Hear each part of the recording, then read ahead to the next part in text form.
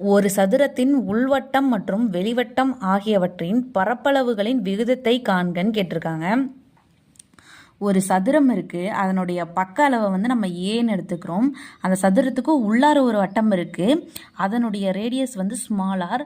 சதுரத்துக்கு வெளியில் ஒரு வட்டம் இருக்குது, அதனுடைய ரேடியஸ் வந்து கேபிட்டல் ஆர்னு எடுத்துக்கிறோம்.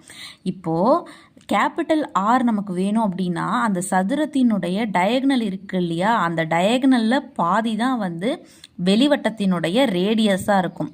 இப்போது உள்வட்டத்தினுடைய ரேடியஸ் வந்து என்ன அப்படின்னா இந்த சதுரத்தினுடைய பக்கத்தின் அளவில் பாதி இருக்கும். அப்போது ஏல வந்து பாதி இருக்கும்.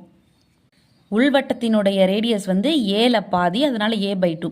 வெளிவட்டத்தினுடைய ரேடியஸ் வந்து கேபிட்டல் ஆர், அது வந்து டயகனலில் பாதி இருக்கும். டயகனலோட வேல்யூ என்ன அப்படின்னா A × √2/2.